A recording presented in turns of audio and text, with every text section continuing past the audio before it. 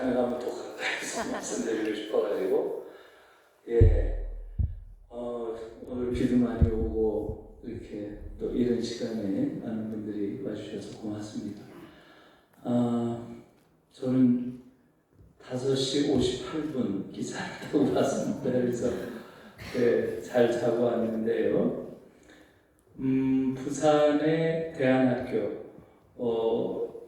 와 관련된 강연은 처음 하는 것 같아요. 그런데 제가 어찌 하다 보니까 전국에 있는 거의 모든 대안학교에 거의 다 가본 것 같아요. 대안학교에서 저에게 강연을 많이 청했고요.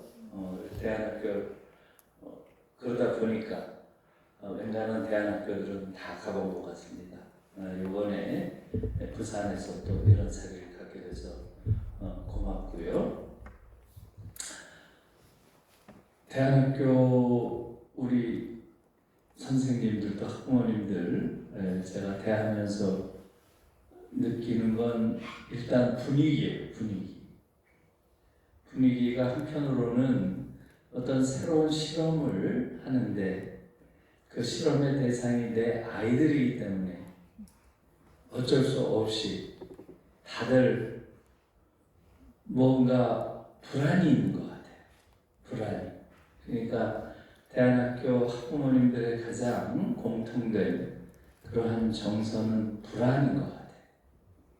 그러니까 한편으로는 내 아이가 지금 한국의 공교육이라고 하는 정말로 그 교육이라고 부를 수 없는 너무나 끔찍한 아이들을 학대하는 이러한 교육으로부터 내 아이는 그런 교육을 시키지 않겠다라고 하는 큰 결심이죠.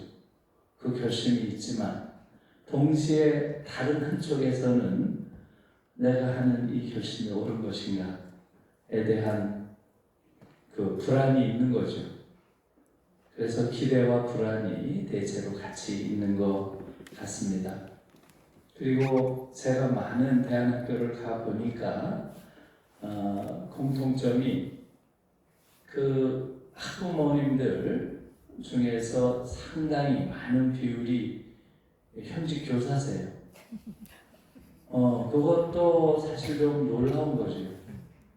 그러니까 우리 선생님들이 교실에서 한국 교육의 현실을 가장 생생하게 아시는 분이잖아요. 그러니까 아마도 차마 내 아이를 거기 보내지 못하겠다 이렇게 생각하시는 것 같아요. 그래서 대안학교 학부모가 교사가 가장 많다고 하는 것, 이것처럼 한국 교육이 완전히 부서져 있구나 하는 걸 보여주는 그러한 증거는 없다고 생각이 들어요. 그래서 제가 늘 교육 이야기 대안학교에서 강연할 때 그 얘기를 하는데요. 강수돌 교수라고 혹시 아세요? 강수돌. 강수돌 교수가 고려대학교 경영학과 교수로 있다가 이제 명예교수가 되셨는데 그분이 아이들 셋을 전부 대안학교를 보내서요. 그래서 그 간디 학교를 세 아이가 전부 나왔는데 강수돌 교수의 그 교육 체험 이것을 여러분들이 한번 읽어보면 좋겠다 이런 생각을 우선 합니다. 나부터 교육혁명. 혹시 읽어본 분 한번 손 들어보세요. 안 계시네요. 한번 꼭 읽어보시길 권하고요. 그게 작년에 나온 지 20년이 됐어요. 그래서 그 20년 사이에 어떻게 됐겠어요? 아이들이 이제 성인이 됐겠죠. 그래서 그 20년 되는 개정판에 그 이후에 자기 아이들이 어떻게 됐는지 그걸 또 실었어요. 그게 굉장히 궁금한 거 아니에요? 한국 사회에서 아이들이 대안학교를 나와서 강수돌 교수 경우는 아이들 셋이 전부 대학을 안 갔어요. 셋 다. 그런데 제가 한국에서 본 얼굴 중에서 그렇게 행복한 얼굴을 제가 본 적이 없어요. 한국에도 이런 얼굴을 가진 아이들이 가능하구나. 제가 그렇게 느꼈어요. 큰 아이가 결혼할 때 제가 결혼식장에 가서 저도 오랜만에 아주 어린 아이 시절에 보던 나머지 아이 둘을 봤는데 너무너무 행복한 얼굴의 새 아이, 정말로 와, 한국에 어떻게 이런 얼굴을 가진 아이들이 있을까 이렇게 봤습니다. 그러니까 한국 사회의 세속적인 기준으로 보면 판검사가 되거나 의사가 되거나 이것이 교육에서 성공한 거라고 이야기를 하잖아요. 그러나 사실은 그러한 세속적 기준을 떠난다면 아이들이 정말로 자기의 삶을 행복하게 받아들이고 자기의 삶을 꾸려가는 것이야말로 진짜 행복이겠다 이런 생각을 했고요. 그 행복감이라는 게 얼굴에 그냥 이렇게 표현이 돼요. 얼굴에 세상에 이런 얼굴이 다 있구나 이런 생각을 했습니다. 여러분, 제가 보기엔 가장 성공한 케이스라고 생각이 들었는데요. 그 비결은 뭘까요? 부모가 불안이 없는 거예요. 부모가 불안하면 아이들이 제일 먼저 압니다. 예, 아이들이 그거 모르겠어요? 그럼 아이들도 불안해지죠. 그래서 부모가 불안을 갖지 않는 것이 이 아이들에게 유보 없는 이런 행복한 얼굴을 줬구나 이런 생각을 점점 했어요. 예, 근데 그게 쉬운 게 아니죠, 물론. 그래서 지금 큰 아이는 저 재즈 피아노를 쳤어요. 그래서 지금 큰 아이는 홍대 있잖아요, 홍대에서 말하자면 인디 밴드들이 많죠. 거기서 지금 재즈 피아노를 치고 있고요. 대학은 안 갔습니다. 둘째 아이는 여자아이인데 요 둘째 아이는 그 간디 학교를 마치고 빵을 만드는 데 관심이 생겨가지고 안산에 있는 제빵 학교를 들어갔어요. 전문 학교죠. 빵 만드는 걸 전문으로 하는. 거기 들어가서 1등을 했답니다. 1등. 졸업할 때. 그러니까 거기 아이들이 야, 너는 무슨 공부를 이렇게 열심히 하냐? 그러니까 그 집 딸애가 나는 공부가 너무 재밌어. 해본 적이 없어서. 그런 이야기가 유명한 얘기예요. 네? 제가 공부를 해본 적이 없어가지고 지금 그 안산 학교에 가니까 공부가 너무 재밌다는 거예요. 그래서 이 친구는 지금 그 제빵을 공부를 했고요. 그 다음에 캐나다 가서 또 제빵 공부를 해가지고 왔어요. 예. 그 다음에 막내는 셋째, 아들 자식이 셋인데 요 셋째는 그 농사 짓는 걸 좋아해가지고 그 간디 학교를 마치자마자 제주도에 내려가서 당근 농사를 졌어요. 당근 농사. 근데 그 당근을 농사를 짓는데 제주도에 할머니들이 많이 계시잖아요. 할머니들의 사랑을 너무 많이 받은 모양이에요. 그래서 당근 농사에 아주 도사가 됐답니다. 근데 이 친구가 축구를 좋아해서 당근 농사를 좀 짓다가 그 후에 물리치료사가 됐어요. 물리치료사. 여러분 축구하다가 선수들이 그 부상당하면 막 뛰어간 사람들 있죠? 물리치료사죠.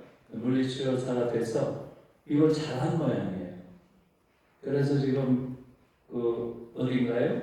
강릉 FC라는 데 있다가 최근에 수원 FC로 스카우트 됐다고 합니다. 그래서 지금 거기를 다니고 있는데 너무 행복하게 잘 하고 있다고 합니다. 그러니까 그걸 보면서 결국은 그 한국 사회의 이런 교육 시스템에 대한 단호한 단전 이걸 사실 한 거지요. 학부모 입장에서는. 그리고 아이들이 자기의 삶을 스스로 우러나갈 수 있는 이러한 능력을 주는데 완전히 성공한 케이스라고 저는 봤어요. 그래서 여러분들의 경우도 이게 쉬운 게 아니죠. 여러분들이 지금 남들이 가는 일반적인 길과는 좀 다른 이런 길을 간다 이렇게 생각하시겠지만, 제가 전국의 그런 대안학교를 다니면서 느끼는 것은 대체로 대안학교 학부모님들이 가는 길이라고 하는 건 미리 온 미래죠. 미래가 미리 온 거죠. 사실은 한국의 교육개혁은 다른 게 아니에요. 지금 대안학교라는 예외적인, 현재로선 예외적인 이러한 교육 시스템이 보편화되는 것, 이게 교육개혁이죠. 이 대안학교에서 가르치는 게 보편화돼서 이게 공교육의 표준이 되는 것, 이게 교육개혁이죠. 그럼 한국 교육이 바뀌는 겁니다. 그래서 여러분들이 미리 미래에 올 그러한 교육을 미리 하고 있다 이렇게 생각하시고, 아이들을 믿고 또 선생님들을 믿고 이렇게 하시는 게 옳겠다 이런 생각이고요. 제가 대학 선생으로서 경험한 바로는 그걸 좀 여러분들에게 보고를 하자면, 지금 저희 대학에도 대안학교 출신들이 굉장히 많아요. 놀라서요. 네. 근데 그걸 알 수는 없죠. 알 수는 없는데 아이들을 뭐 발표를 시킨다거나 토론을 시킬 때 딱 눈에 띄는 애들이 있어요. 눈에 띄는 애들이. 그래서 야 이렇게 와봐라 해서 이야기 시켜보면 거의 대부분 대안학교 출신이에요. 그러니까 자기 스스로 생각하는 힘들이 있는 거예요. 일반 아이들이랑 구분이 딱 돼요. 실제로. 놀라운 거죠. 그래서 아이들이 스스로 생각하는 그 힘과 관련해서는 대안학교를 따라올 수가 없다. 이런 걸 제가 교육 현장에서 또 느끼고 있습니다. 그래서 지금부터 여러분들이 아까 말씀드린 그 강수절 교수가 개정안 쓴 거 꼭 읽어보세요. 20년 후에 대안학교 나온 우리 아이들이 어떻게 됐는지 그 이야기를 쓰고 있고요. 근데 보니까 이 대안학교 나온 친구들이 다 자기들끼리 결혼하더라고요. 네, 셋이 결혼했는데 전부 자기들끼리 학교 다닐 때부터 친구들과 결혼했어요. 어떻게 보면 그게 더 나을 수 있죠. 서로를 이해하는, 또 인생을 바라보는, 세계를 이해하는 관점들이 비슷한 거예요. 그러니까 일반 학교를 나온 아이들과는 조금 더 어려움이 있겠죠. 그래서 공교롭게도 그걸 보니까 셋이 다 자기들 대안학교 출신들끼리 결혼을 해서, 그러니까 가정 안에서도 한국의 일반적인 그런 가정과는 다른 그러한 삶을 살지만 서로 지지하고 응원하면서 아주 그러한 삶을 잘 살고 있다, 이런 걸 보았습니다. 그래서 대안학교 이야기는 이 정도로 제가 말씀을 드리고요. 제가 지금 보았던 대안학교들은 많은 유형이 있다는 것도 제가 가면서 알았습니다. 공립형이 있고 사립형이 있고 인가가 있고 비인가가 있고, 그 중에서도 사립형 비인가 대안학교가 가장 진짜 대안학교죠. 아주 급진적인 대안적인 교육을 실험해 볼 수 있는 곳이기 때문에 여러분들이 하나의 세계를 같이 만들어 간다 이렇게 생각을 하고, 아이들과 교사와 학부모가 한국 교육의 미래의 모습을 우리가 만든다 이렇게 생각하시면 좋겠다 이렇게 생각을 합니다.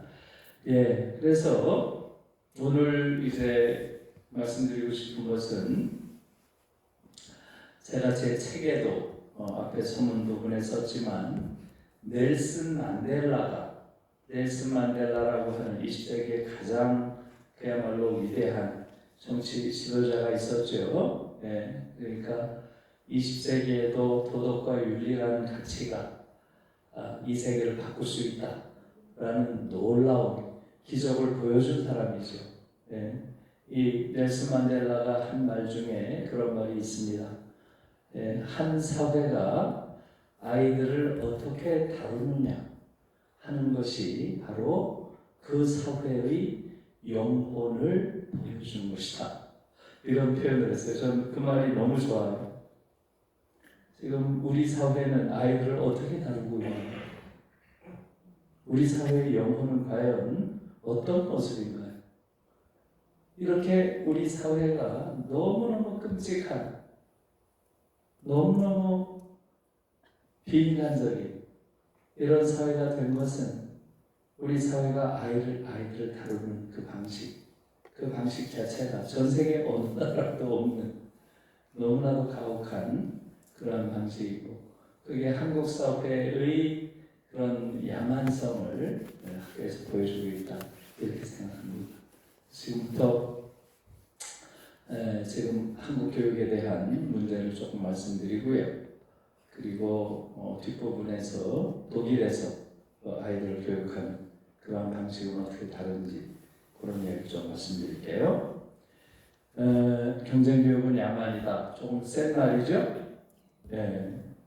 그래서 제가 이 책을 아마 읽으신 분들이 있는지 모르겠는데, 제가 이 책의 첫 문장을 이렇게 썼어요.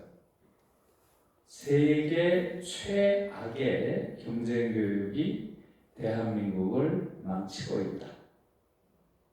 우리 아이들을 불행하게 하고, 우리 사회를 병들게 하고, 우리나라를 망하게 하고 있다. 이 이야기를 먼저 조금 하겠습니다. 지금 우리나라가 경쟁교육이 심하다 하는 건 다 알고 계시죠? 네. 그런데 세계 최악이다, 여기까지는 생각을 안 해봤죠? 네. 다른 나라도 다 경쟁교육 시키는 거 아니냐, 이렇게 생각을 하는데 그렇지 않습니다. 지금 우리 같은 이런 경쟁교육을 시키는 나라는 지구상에 없다는 거죠. 그래서 제가 좀 보여드릴게요. 이거 지금 시간이 없으니까. 예. 제가 이 지표를 많이 보여드리는데, 이 지표를 보세요. 예, 이게 이제 KDI니까 우리나라로 봐서는 가장 신뢰도가 높은 기관이죠. 한국개발연구원에서 한 조사인데요. 한국, 중국, 미국, 일본 이 네 나라 대학생 1000명을 대상으로 물었습니다. 여러분들에게 고등학교 시절은 뭐였습니까? 이렇게 물은 거예요. 네, 세 가지를 줬죠.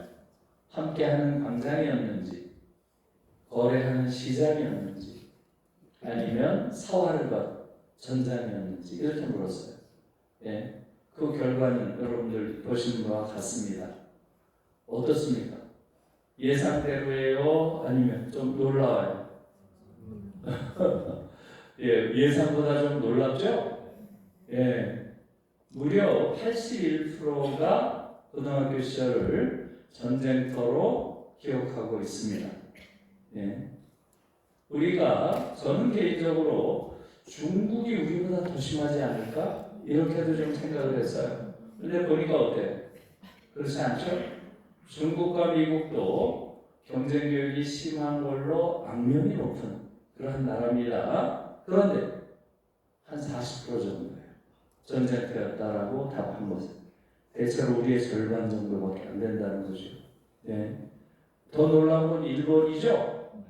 일본이 14% 정도밖에 안 돼요. 너무 놀라운 그러한 이야기이고요. 일본은 제가 믿어지지 않아서 우리 학교에 있는 일문과 교수님들한테 여러 여쭤서 이거 맞습니까?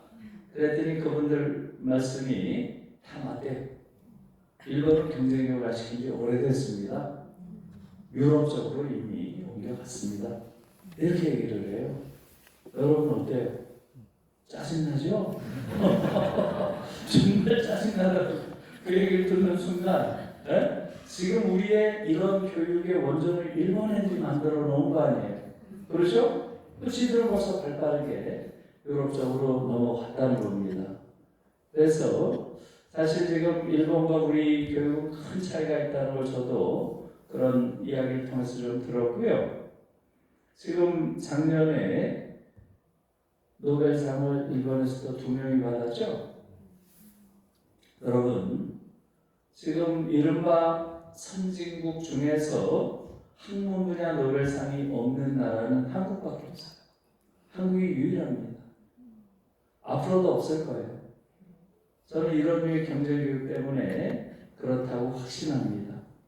예. 일본이 작년까지 31명이 받았죠. 학문 분야 노벨상. 그래서 지금 학문 분야 한 명도 없어요. 그러니까 이것은 경쟁교육이 얼마나 사실은 아이들을 고통스럽게 할 뿐만 아니라 한 국가의 학문적 역량을 얼마나 황폐화시키는지 그걸 보여준다. 이렇게도 말씀을 드릴 수 있어요. 여러분 어떻습니까? 만약에 이 지금 지표가 맞다면 한국 사회가 가지고 있는 병리성, 한국 사회가 얼마나 병들어 있는지 그것을 압축적으로 보여주는 그러한 지표라고 저는 봅니다. 81%면 대다수 아닌가요? 대다수가 고등학교 시절을 전쟁터라고 경험했다면 한국 사회는 어떤 사회인가요? 어떤 사회? 예, 전쟁 생존자 사회죠? 여러분들 다 전쟁 생존자죠. 대다수가. 예? 이 전쟁에서 살아남은 거예요. 전쟁을 겪고 살아남은 거예요. 전쟁 생존자들에게는 뭐가 남나요? 트라우마가 남죠. 이 전쟁 트라우마가 평생 유지됩니다. 자기 정체성의 핵심이 바로 이 전쟁에서 겪은 트라우마예요. 한국인 대다수가 이 전쟁 트라우마를 앓고 있다는 얘기죠. 그것이 한국 사회가 병들어 있는 근원의 바닥에 있는 그러한 원인이라고 저는 생각합니다. 여러분, 전쟁터니까 딱 두 부류의 인간밖에 없죠. 누구겠어요? 그렇죠. 승자이면 패자예요. 네. 승자들은 자신을 어떻게 생각합니까? 예. 자신들이 누리는 모든 부와 권력은 다 내가 잘나서 누리는 거. 내가 잘나서. 예? 자기가 이 전쟁터에서 획득한 전리품이라고 생각해요. 전리품. 그러니까 어떻게 써요? 한국 사회에서 이 전쟁터의 승자라고 하는 자들, 예? 한국 사회의 이른바 최고 엘리트라고 하는 자들, 전교 1등을 했다고 하는 자들, 이른바 한국 사회의 엘리트들처럼 이렇게 미성숙하고 이렇게 오만하고 심지어 파렴치한 이런 엘리트를 가진 나라는 지구상에 없어요. 제가 어느 나라를 봐도 어떻게 한국이라는 나라는 이렇게까지 후진 엘리트들을 가졌을까? 그런 생각을 합니다. 그 근본적인 원인은 이미 여기 있어요. 여기. 이미 전쟁터라고 학창시절을 생각하기 때문에 거기서 승자가 됐다고 하는 것, 그것에 대해서 자기가 누리는 모든 것을 다 자기가 쟁취한 전리품이라고 생각하는 그러한 생각이 이렇게 미성숙한 엘리트를 길러내구나 하는 겁니다. 여러분, 사실은 한국 교육의 문제는 단순히 아이들 기르는데 실패했다 여기에 그치는 게 아니에요. 저는 지금 이 대한민국이라는 나라에서 특히 엘리트라고 불리는 그 집단은 대한민국의 적이라고 봐요. 좀 센 말이죠? 다시 말씀을 드리면 한국의 엘리트는 대한민국의 적이다. 이렇게까지 말씀드릴 수 있다고 저는 생각해요. 여러분, 대한민국이라는 국가 정체성을 가장 부정하는 자들이 한국 교육이 길러낸 최고의 엘리트들이에요. 여러분, 우리나라 헌법 제1조가 뭔가요? 대한민국은 민주공화국이다. 이렇게 되어 있죠? 예. 다시 말하면 대한민국의 정체성은 민주주의와 공화주의예요. 민주주의와 공화주의의 바탕을 둔 국가다. 이런 얘기죠? 예. 민주주의. 우리가 이미 지난 1년 동안에 아주 처절하게 경험을 했죠. 민주주의를 누가 파괴하나요? 누가 파괴하나요? 예? 민주주의를 누가 구원하나요? 누가 구원했어요? 그렇죠. 광장에 있는 시민들이 민주주의를 구해냈죠. 민주주의를 파괴한 자들도 한국 사회가 길러낸 이른바 최고의 엘리트라고 한 자들이고요. 민주주의를 구해낸 것 우리 광장의 시민들이었어요. 우리가 다 경험했죠. 광장에서 구해낸 민주주의를 다시 내팽개치는 이런 자들이 또 누군가요? 한국 사회 시대 엘리트들이에요. 네? 조희대, 지귀열, 장동혁, 나경원 전부 판사, 공판사 출신들이에요. 그렇지 않나요? 이게 뭘 뜻하는 거예요? 우연이 아닌 거예요. 민주주의를 직접 파괴한 윤석열. 네? 사실 윤석열이는 저랑 대학 동기예요. 대학 때부터 앵간히 알았어요. 제가 법대 서투를 했기 때문에 전 법대가 아니지만 앵간히 윤석열 얘기를 많이 들었어요. 예. 뭐 그렇다고 대단히 뭐 화제가 됐던 인물은 아니고요. 술을 잘 처먹습니다. 그리고 하나로 조금 유명했어요. 그때부터. 저런 자가 대통령이 되리라고는 아무도 상상 못했죠. 예. 그러니까 한국 사회가 취약한 거죠. 아주. 미국 사회에서 트럼프가 대통령이 되는 것과 사실 유사한 거죠. 아무튼 지금 한국 사회에서 민주주의의 가장 큰 적은 특히 서울법대 내란과를 나온 자들이에요. 그렇지 않나요? 그건 우연이 아니에요. 우연이 아니에요. 이들 자체가 민주주의에 대한 기본적인 신념이 없습니다.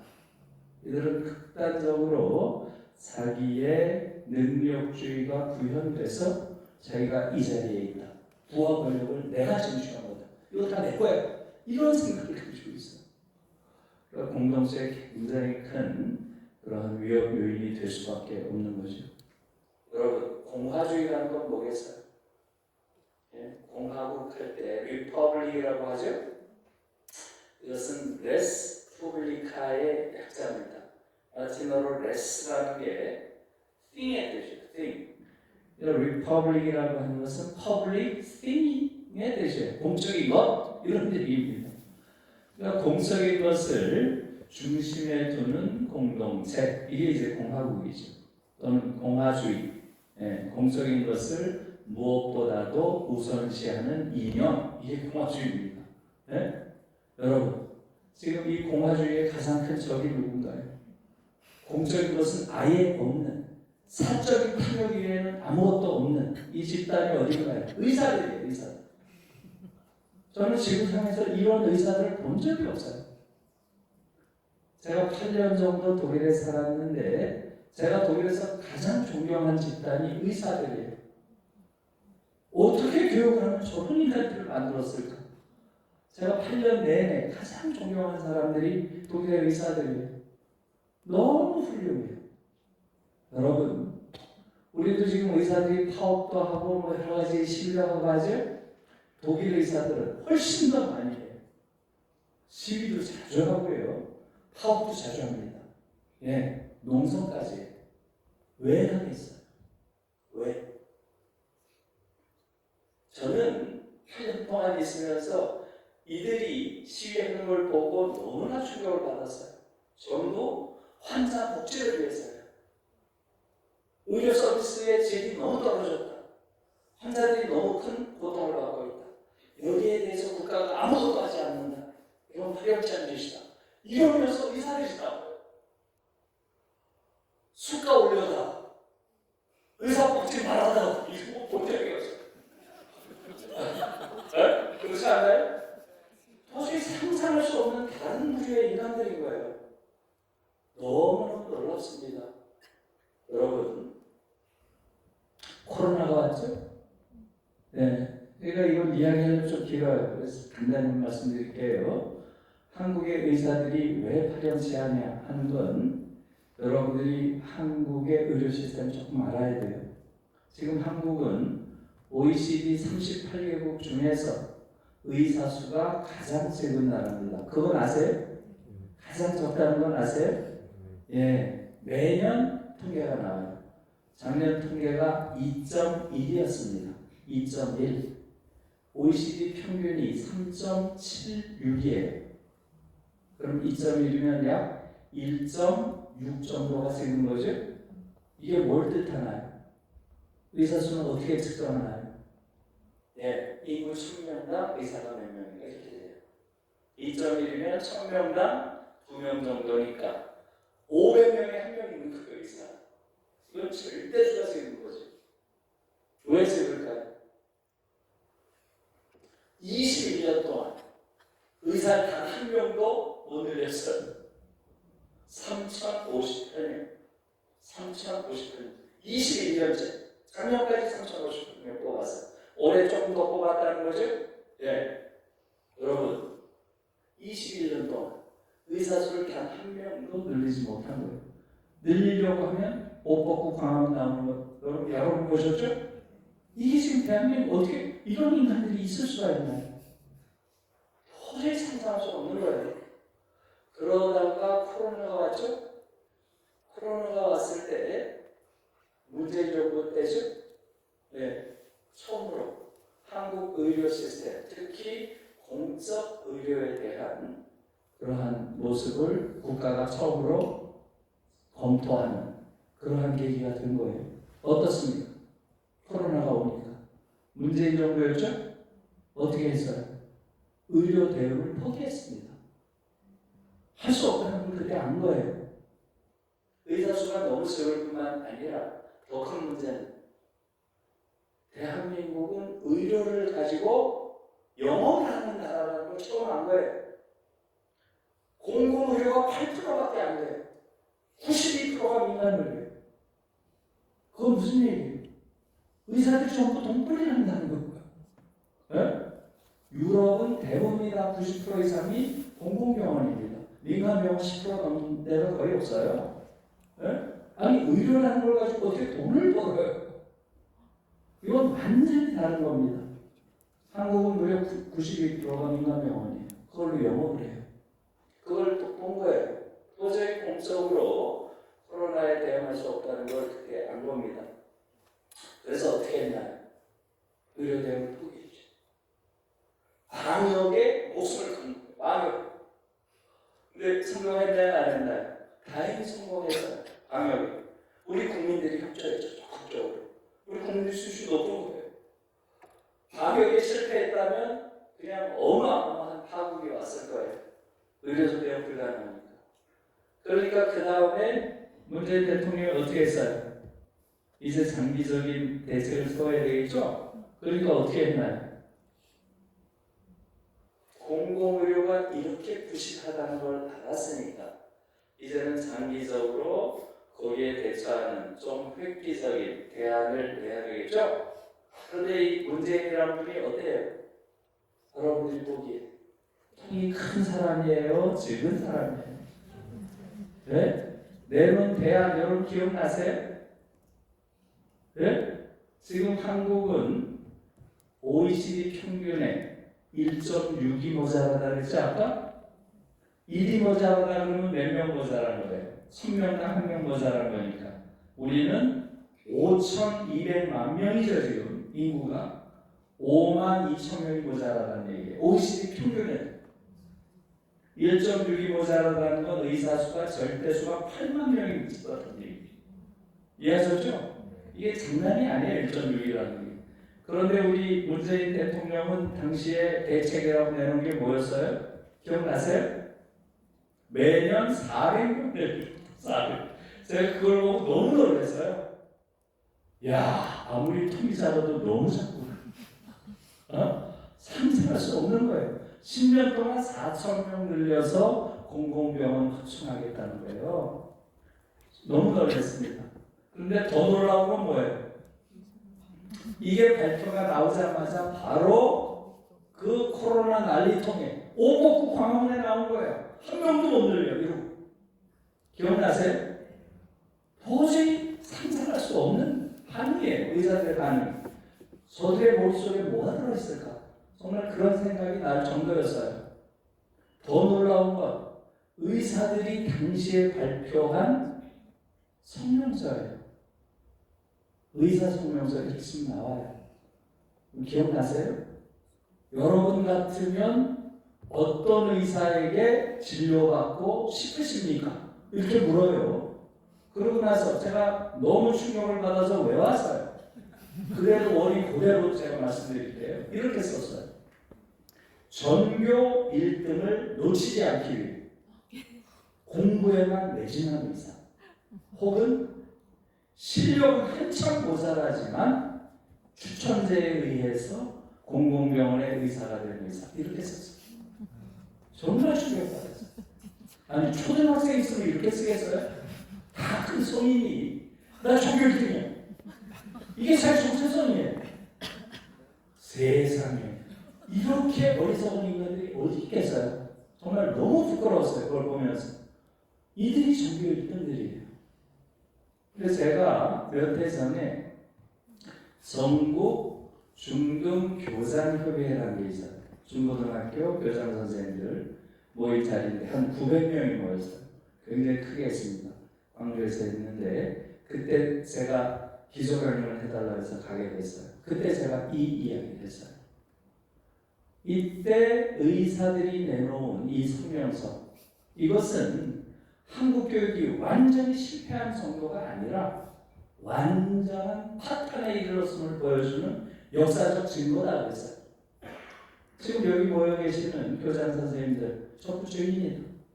이런 애들 전교 1등이라고 지금까지 우리가 키워낸 거 아니냐. 이거보다 더 확실하게 한국 교육이 파탄에 이르렀음을 보여주는 증거가 어디 있냐. 이게 지금 한국 교육이에요. 너무너무 끔찍한 거죠. 여러분, 그 당시에 코로나는 독일에도 왔죠? 전 세계가 코로나에 물결이었습니다. 독일에서는 어떻게 대응했을까요? 독일은 한국보다 의사 수가 4배가 많습니다. 한국은 3,058명 뽑아요. 독일은 12,000명을 뽑습니다. 12,000명, 4배로. 전체 의사 수도 한국이 12만 명이에요. 전체 의사 수가. 독일이 50만 명입니다. 4배. 인구수는 별 차이 안 나죠? 독일이 8천만, 한국이 5,200만이죠? 큰 차이가 안 나요. 그런데 의사 수가 그 정도 차이가 나는 거예요.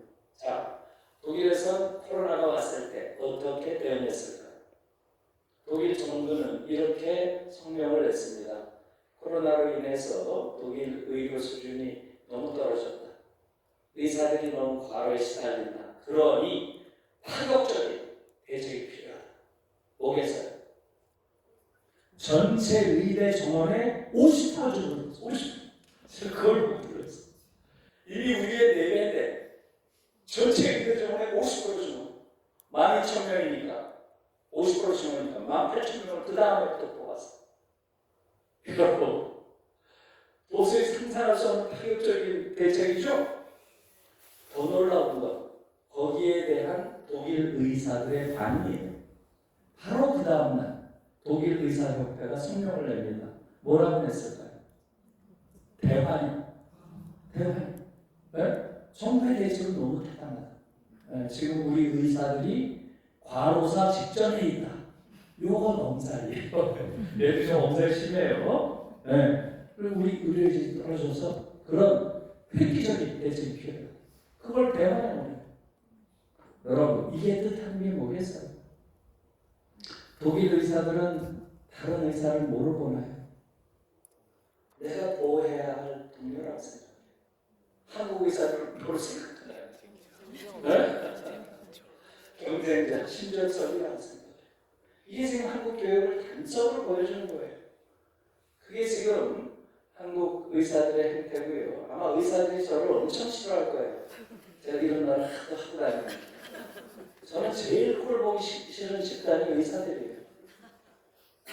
지금 부산은 어쩐지 모르겠는데 서울 같은 경우는 버스, 시내버스에도 의사들이 광고를 해요. 어? 의사들이 다 몇 명이고 다 써가지고 옆에 소대까지 다 붙여놓고 이런 타임지가 어디에 있어요? 부끄럽지가 않은가? 어? 정말로 이해할 수 없는 행태들이죠. 여러분들이 아마 유럽에 가서 보면 꼭 한번 주의 깊게 보세요. 어느 유럽의 도시에서 의료 간판이 있는, 의료 광고가 있는 곳이 있는지 한번 보세요. 지금 한국의 시내 가보세요. 전부 병원 간판이에요. 병원 광고라. 그렇지 않나요? 의료 행위를 영업 행위로 하는 나라가 어디 있어요? 그것은 가장 비윤리적인 그러한 행동이라고 생각을 해요. 한국에서는 아예 그런 생각이 없어요. 이런 것들이 지금 한국 사회의 그런 이른바 엘리트들이 하는 행태를 보여주는 거죠. 예, 지금 의사들만의 문제는 당연히 아니죠. 지금 시간이 없으니까 판검사 얘기는 안 할게요. 보세요. 네? 지구상에서 이렇게 후진 법률가들을 가진 나라는 없어요. 지구상에. 정말 너무 어처구니 없는 집단들입니다. 그런데 아주 엄격하게 이야기를 해보면 그들 또한 피해자예요. 한국 교육의 피해자죠. 공부만 조금 잘하면 모든 게 용서되는 이런 교실에서 12년 동안 교육을 받으면 어떻게 성숙한 인간이 되겠어요? 불가능하죠. 저렇게 아주 미성숙한 그런 인간들이 될 수밖에 없어요. 그렇기 때문에 그렇게 보면 그들도 한국 교육에 피해를 받은 그러한 인간이죠. 성숙한 인간이 될 수 있는 기회를 박탈당한 거예요. 어떻게 보면. 그래서 이게 지금 한국 사회의 현실이고요. 패자들은 어떤 거예요? 99%의 아이들이 이러한 구조 속에서 패자라고 느낍니다. 네? 패배감, 열등감, 무력감, 좌절감, 심지어 절망감을 느껴요. 절망감. 20도 되기 전에 아이들이 불행의식에 가득 젖어 있습니다. 세상에 이런 나라가 어디 있어요? 정말 어처구니가 없는 나라예요. 그 안에서 아이들이 계속 뛰어내립니다.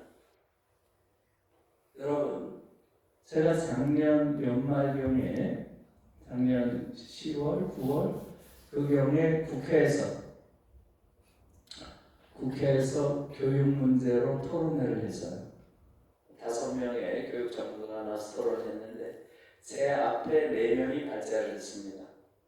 4명이 발제를 했는데 그 중에 단 한 명도 그 직전에 부산 해운대에서 뛰어내린 요거 2학년 3명이 뛰어내린 거 아시죠? 그 이야기를 단 한 명도 한 사람이 없어요. 제가 너무 충격을 받았어요. 아니 교육 문제로 토론회를 하는데 그 직전에 여고생 3명이 뛰어내렸는데 그거보다 더 중요한 교육 문제가 어디 있어요? 단 한 명도 그 얘기를 안 해요. 그래서 제가 그 이야기를 했어요. 지금 서울대를 10개 만들든 100개 만들든 그따위 게 뭐가 중요하냐? 아이들이 매일 뛰어내리고 있는데 어떻게 거기에 대한 언급조차 없는지. 우선 이 토론회를 잠깐 중단하고 전부 일어나서 묵념부터 하자 그랬어요. 30초 동안. 그 아이들이 20층에서 뛰어내릴 때 느꼈을 공포를 한번 같이 느껴보자. 그게 교육 문제 푸는 출발이다. 그렇게 했어요. 너무너무 끔찍한 사회예요. 그런 일이 벌어져도 거기에 대해서 너무나 무감각해져 있는 거예요. 한국 사회. 여러분, 지난 7년 내내 아동 청소년 자살률이 세계 1위입니다. 계속. 작년 한 해 동안 몇 명이 죽은지 아세요? 221명이 죽었어요. 221명이. 네? 여러분 이태원 참사라고 하죠? 이태원 참사. 몇 명 죽었나요? 희생자가 몇 명이에요? 159명이라고 하죠? 이태원 참사의 1.5배 되는 아이들이 매년 죽어가요. 그런데 거기에 대한 언급도 없어요. 너무너무 놀랐어요. 부산에서 해운대에서 있었던 그런 일이 예를 들어서 독일에서 벌어졌다. 그러면 정권이 무너집니다. 그런 일이 벌어지면 바로 그 다음날 아마 독일에 전국에서 학생들이 들고 일어났을 거예요. 제일 먼저. 우리들을 죽이지 마. 우리도 인간이다. 우리도 행복할 권리가 있다. 학생들이 거리로 제일 먼저 나왔을 거예요. 아마 그 다음날 교사들이 나왔겠죠. 학생들을 죽이는 교육 더 이상 우리는 동참할 수 없다. 동맹대 파업을 했을 거예요. 교사들. 학부모 가만히 있었겠어요? 전국의 학부모들 다 들고 일어나죠. 바로 정권이 붕괴했을 겁니다. 한국에서는 어때요? 아무 일도 없어요. 아무 일도. 그 다음날부터 제가 언론을 찾아보고 신문을 찾아봐도 언급이 없어요. 왜 언급이 없겠어요? 자살 보도 준칙이라는 게 있어요. 모방 자살을 막기 위해서 보도하면 안 된다는 거예요. 세상에 이런 말도 안 되는 게 어디 있어요? 너무너무 정말 이해할 수 없는 일이에요. 제가 그래서 칼럼을 썼어요. 그 당시에. 우리 아이들 죽이지 마라. 매일매일 아이들이 떨어져 내리는데 어른들이 관심도 없는 거예요. 그래서 제가 그 국회 토론회 있고 나서 그 주에 교육단체 또 시민운동 단체와 함께 아이들 죽이지 마라 하는 기자회견을 국회에서 했어요. 그때 김현수라고 하는 의사 여러분 아세요? 네, 가끔 예외적으로 훌륭한 의사가 있어요. 네, 그 중에 하나가 김현수라는 분이에요. 너무 훌륭한 분이에요. 명지병원의 의사인데요. 이분이 책을 많이 썼어요. 주로 아동 청소년 자살 문제 최고 전문가예요. 정신과 의사입니다. 김현수. 이분 책을 꼭 한번 읽어보세요. 아주 훌륭하신 분입니다. 이분이 그때 같이 나와서 제가 여쭈었어요. 선생님, 제가 도저히 이해가 안 됩니다. 네? 지금 한국에서 매년 30만 명의 아이들이 정신의학과 병원이죠. 정신의학과를 찾아서 진료를 받는다고 하는데 도저히 이해가 되지 않습니다. 어떻게 30만 명이 그걸 받을 수가 있습니까? 네. 그건 너무 과장된 거 아닙니까? 했더니 이분이 뭐라 그러지 아세요? 현실은 더 심각합니다. 서울의 강남 지역에서는 예약을 잡을 수가 없습니다. 그렇게 얘기를 해요. 너무너무 끔찍한 현실이죠. 그래서 아이들이 1년에 정신의학과를 찾는 그러한 수가 30만 명이 넘는다고 하고요. 작년 한 해 동안 6,400명이 자살이나 자해를 시도했답니다. 그 중에 자살에 성공한 게 221명이었던 거죠. 세상에 이런 나라가 어디 있나요? 그런데도 아무도 관심이 없어요. 아이들 죽음. 이게 지금 우리의 현실이고요. 그 속에서 지금 우리가 살고 있는 거죠. 여러분, 제가 이 지표를 어느 방송에서 보여준 적이 있어요. 예. TVN이라고 하는 거기서 무슨 미래교육인가 하는 프로에서 제가 이 지표를 보여준 적이 있는데 그 자리에 다니엘 린데만이라고 하는 독일 친구가 나왔었어요. 다니엘 린데만. 여러분 기억나세요? 아마 얼굴 보면 다 알 거예요. 한국 텔레비전 가장 많이 나오는 독일 친구가 다니엘이에요. 그 친구가 나와서 제가 물어봤어요. 다니엘은 이 셋 중에 고등학교 시절이 뭐였어요? 이렇게 물어봤어요. 그러니까 이 친구 뭐라 그래요? 저는 여기 없어요. 이 셋 중에 없어요. 그럼 뭐였어요? 그랬더니 뭐라 그래요?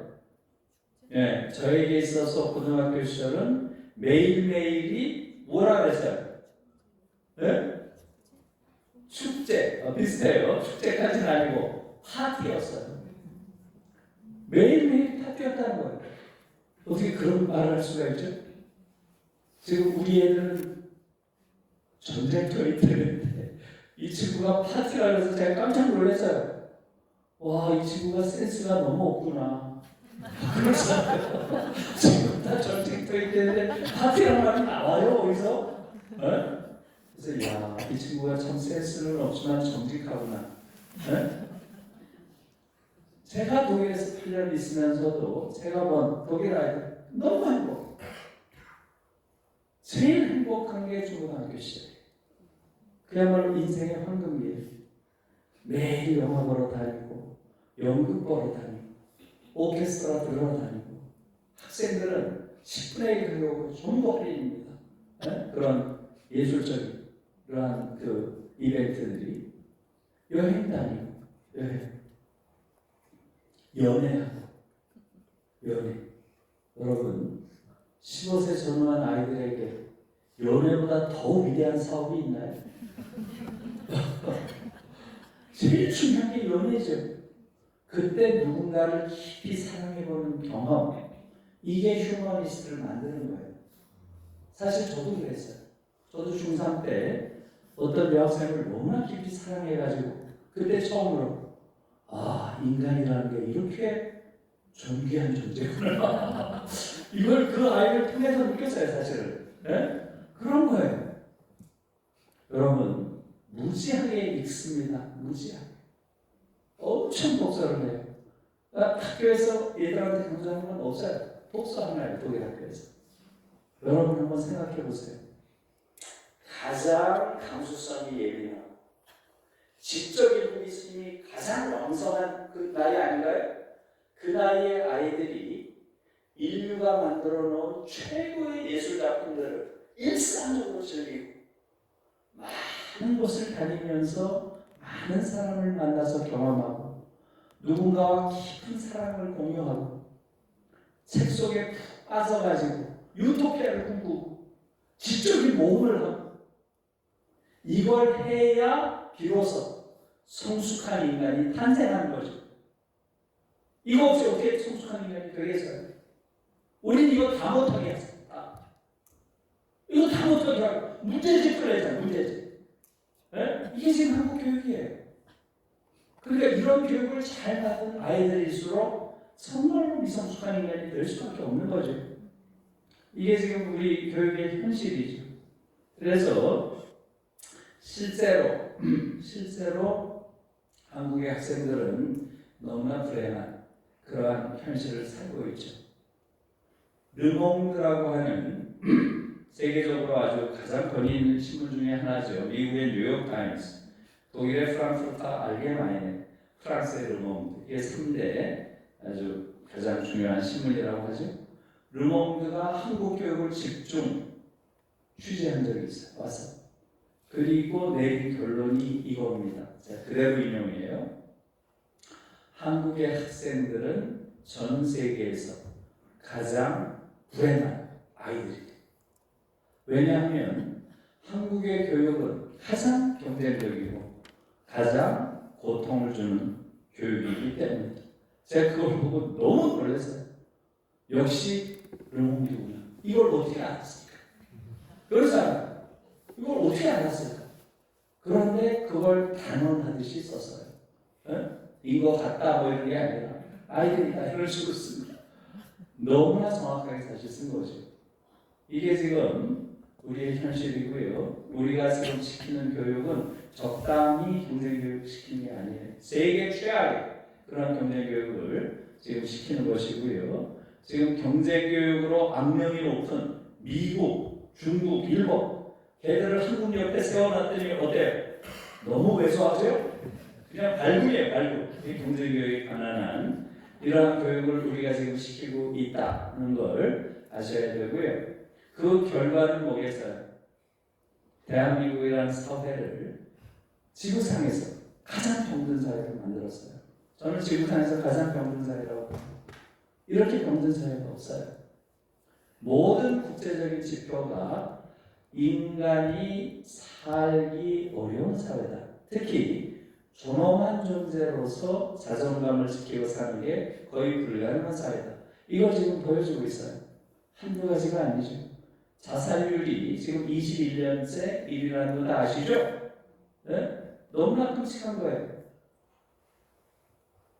불평등이 굉장히 심한데 이 불평등보다도 더 끔찍한 것은 한국인들이 지구상에 살고 있는 국민들 중에서 불평등을 가장 사랑한다는 거예요. 이건 도저히 상상할 수 없는 그러한 지표죠. 아니 어떻게 불평등을 사랑할 수가 있어요? 불평등을 허용하는, 용인하는 정도가 아니라 이 불평등이 타당하다고 생각을 하는 거의 유일한 국민이 한국이에요. 그 부분도 제가 시간이 없으니까 자세한 이야기는 안 할게요. 제 책에 그 지표들을 자세히 써놨어요. 세계 가치관 조사라고 하는 사회과학계에서는 가장 권위 있는 기구예요. World Values Survey. 여기서 6년에 한 번씩 전 세계의 국민들이 가지고 있는 가치관들을 비교해서 발표해요. 여기서 나타난 한국인들의 특이성이 그 중에 가장 눈에 띄는 게 불평등을 거부하는 게 아니라 오히려 불평등을 인정하고 오히려 불평등을 사랑하는 그러한 지표가 나온 게 너무나 충격적이에요. 한번 들어가서 보세요. 그 정도가 아니고요. 지금 한국은 이런 경제교육으로 인해서 지구상에 존재하는 국가들 중에서 가장 갈등이 심한 나라예요. 우리나라가 갈등이 심하다는 건 여러분 알죠? 우리 사회 안에 갈등이 너무 심하다는 건 아는데 전 세계에서 가장 심하다. 이거는 모르죠. 그죠? 네, 이걸 알기는 어렵죠. 비교하기 어려우니까. 그런데 3년 전에 케임브리지 대학, 영국의 케임브리지 대학의 킹스 칼리지라는 데서 이걸 조사를 했어요. 28개국을 딱 찍어가지고 이 갈등 조사를 했어요. 그러니까 순위가 나오잖아요. 순위가. 한국이 몇 등 했을까요? 1등인데 그냥 1등이 아니에요. 압도적. 2등과 거의 따블이에요. 갈등 정도가. 12개 항목을 조사했어요. 12개 항목. 그 중에서 무려 7개 항목이 1등이에요. 빈부 갈등 세계 1위고요. 이념 갈등 세계 1위예요. 정당 간의 갈등이 세계 1위예요. 남녀 갈등이 세계 1위입니다. 세대 갈등도 세계 1위예요. 종교 갈등도 세계 1위예요. 마지막으로 학력 간 갈등이 세계 1위예요. 네? 대학을 나온 사람, 안 나온 사람, 소위 명문대학을 나온 사람, 그렇지 않은 사람. 여기서 벌어지는 사회적 갈등이 세계에서 가장 심하다는 거예요. 사실 놀라운 거죠. 우리가 그 정도까지 갈등이 심할 줄은 몰랐던 거죠. 여러분, 여기에 그치는 게 아니에요. 제가 사실 더 가슴이 아팠던 것은 관용도 조사예요. 관용도. 이것은 서울대학교 사회발전연구소에서 몇 해 전에 한 거예요. 그러니까 사회 안에서 타인에 대해서, 특히 사회적 약자에 대해서 어느 정도 관용도를 보이는 사회인가, 이걸 조사한 거예요. 이것은 52개국을 대상으로 했습니다. 52개국을. 한국 관용도 몇 등 했을까요? 몇 등 했을 것 같아요? 52등을 했습니다. 그래서 이 보고서 끝에 이 보고서를 쓴 사람들이 이렇게 썼어요. 1인당 국민소득이 3만 불이 넘는 대한민국이 1인당 소득이 1,800달러도 되지 않는 르완다보다도 관용도가 낮다는 것은 국가적 수치다, 이렇게 썼어요. 정말 수치죠. 너무너무 부끄러운 거죠. 거기서 여러 가지 이제 설문조사들이 나오는데 그 중에서 제 눈에 딱 들어왔던 건 이거예요. 만약 당신의 아이가 공부 못하는 아이와 논다고 할 때 당신은 뭐라고 하겠습니까? 이거 항목이에요. 거기에 대해서 네가 열심히 그 아이를 좀 도와줘라, 이렇게 하겠습니까? 아니면 더 이상 그 아이와 놀지 마, 이렇게 하겠습니까? 여기서 압도적이지. 정말로 사회적 연대나 약자에 대한 공감이 없는 그런 사회가 됐다는 거죠. 그리고 제 개인적으로 사실 또 놀랐던 게 이케아의 설문이었어요. 이케아 아시죠? 조립가구 만드는. 거기서 매년 소비자 의식 조사라는 걸 해요. 거기서 이걸 전 세계에 걸쳐서 하는 거기 때문에 전 세계에 비교가 가능하겠죠? 그런데 거기서 이렇게 물었어요. 당신은 무엇을 할 때 가장 큰 행복감을 느끼십니까? 이런 설문이 있었어요. 여러분, 한국인들은 뭐 할 때 제일 행복할까요? 뭐 할 때 제일 행복할까요?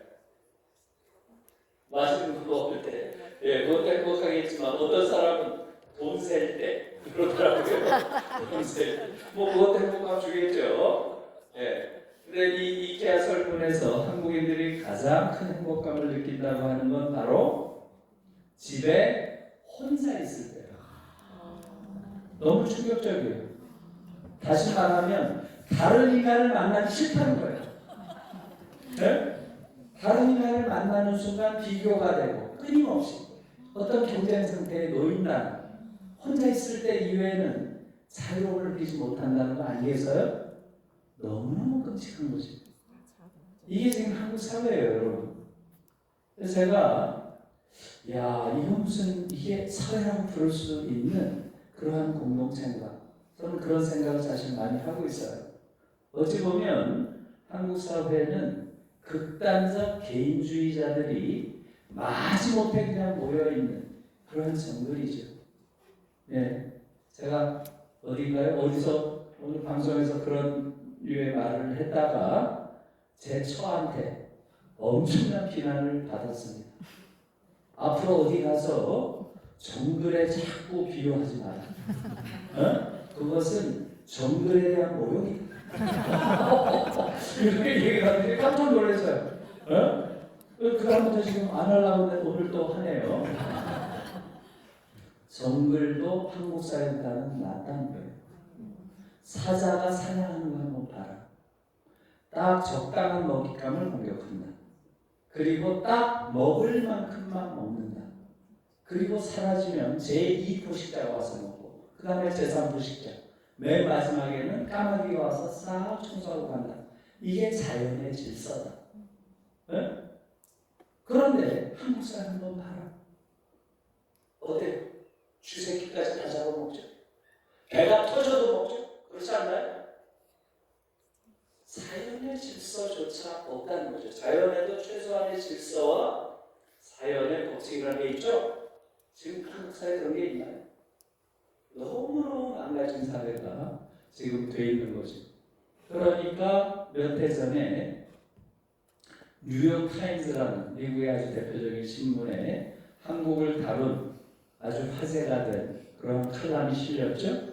제목이 뭐예요? Is South Korea disappearing? disappearing? 예. 한국은 사라지고 있는가? 한국은 소멸하고 있는가? 이런 칼럼이 실려서 화제가 됐습니다. 아마 여러분 기억하실 거예요. 여기서 핵심적인 말은 뭔가요? 한국의 극단적인 인구 감소는 인류 역사상 유례가 없다. 인류 역사상 뭘 비교해서 끌어서 지금 한국은 아예 안 났죠? 극단적인 인구 감소가 지금 이루어지고 있어요. 이것은 인류 역사상 유례가 없다. 이렇게 썼어요. 굳이 유사한 사례를 찾자면 14세기 유럽에서 딱 한 번 있었다. 이렇게 썼어요. 뭐겠어요? 그렇죠. 패스트, 흑사병. 그것 이외에는 유례가 없다는 거예요. 그 정도로 극단적인 인구 감소가 벌어지고 있다. 그러면서 거기서는 어떻게 진단을 했나요? 예, 우리가 예상한 것과 같습니다. 왜 이런 현상이 일어나느냐? 예, 극단적인 경제 그리고 일상화된 불안. 늘 극단적인 경쟁을 하니까 그중에서 사람들이 편안함을 느낄 수 없다는 거예요. 아주 불안이 일상화되어 있다는 거죠. 이것으로 인해서 지금 한국 사회가 소멸하고 있다. 이런 얘기죠. 그렇게 쓰고 있어요. 그러고 나서 조금 있다가 작년이죠? 재작년인가요 벌써? 예, 마크 맨슨이라고 하는 마크 맨슨. 예, 미국의 작가가 이 작가는 주로 동영상을 많이 찍어요. 동영상. 이 작가가 와서 아까 첫 제목에 와 있는 그 동영상을 만듭니다.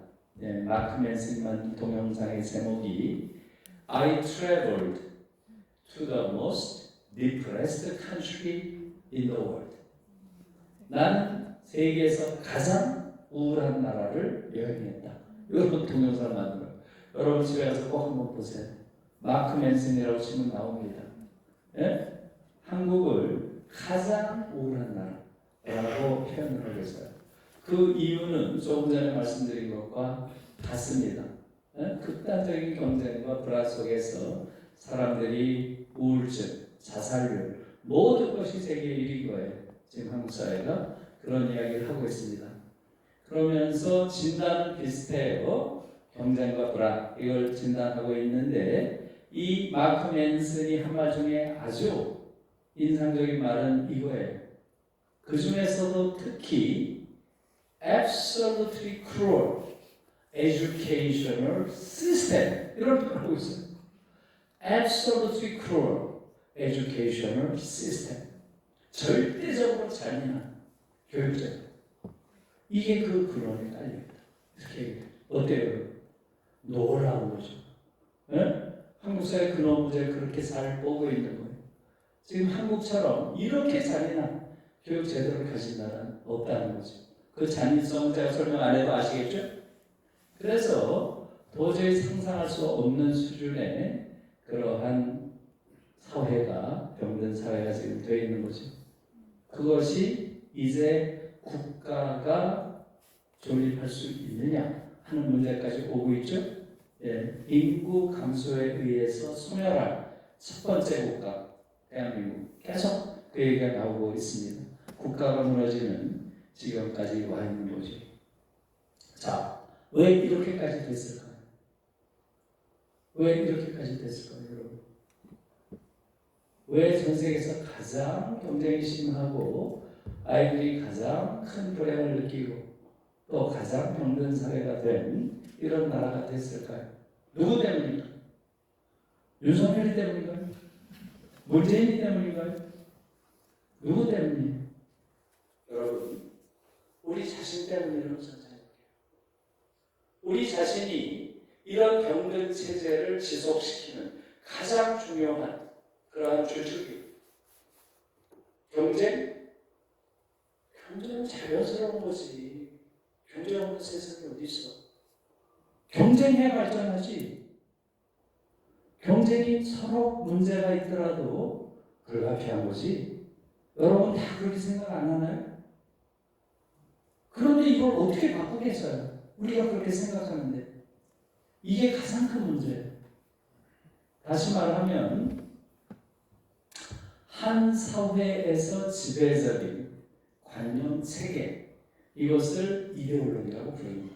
이데올로기. 결국 이 이데올로기의 문제예요. 지금 대한민국이라는 한국이라는 이 사회에서는 경쟁 이데올로기가 절대적으로 지배하고 있어요. 예. 그래서 이 이데올로기라는 말의 정확한 뜻은 한 사회에서 지배적인 잘못된 관념 체계예요. 한 사회에서 지배적인 관념이라고 하는 것은 항상 그 뒤에 있는 그 사회의 권력과 연결되기 때문에 대부분 기만적인 관념 체계가 아닌 거예요. 지금 이데올로기 대표적인, 경쟁 이데올로기 대표적인 겁니다. 한국인들 다 경쟁 이데올로기에 포함되어 있죠. 여기서 벗어나지 못해요. 그러니 이런 체제가 지속되는 겁니다. 한국의 경쟁 이데올로기는 전 세계에서 가장 강력해요. 전 세계에서. 그래서 이게 강력하게 운영이 되는 거죠. 왜 강력하겠어요? 또 다른 두 개의 이데올로기가 경쟁 이데올로기를 떠받치고 있습니다. 뭐겠어요? 경쟁의 결과는 능력주의 이데올로기가 정당화시켜줘요. 경쟁의 과정은 공정이라는 이데올로기가 합리화시켜줘요.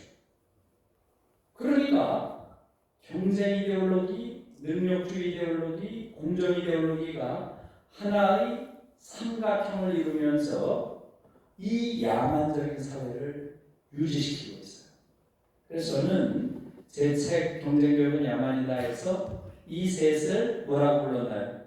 야만의 트라이앵글이다. 야만의 삼각형. 야만의 트라이앵글이라는 개념을 제가 한번 만들어 봤어요. 네? 결국 이 야만의 트라이앵글에 한국인들이 완전히 포획돼서 빠져나오지 못하고 있어요. 지금. 이걸 깨는 게 제가 지금 하고 싶은 거예요. 제가 이제 올해 2월 28일 날 정년을 했기 때문에 이제부터는 이 싸움을 본격적으로 하려고 해요. 야만의 트라이앵글을 깨는 싸움. 이 싸움은 어때요? 완전히 돈키호테 같은 싸움이겠죠?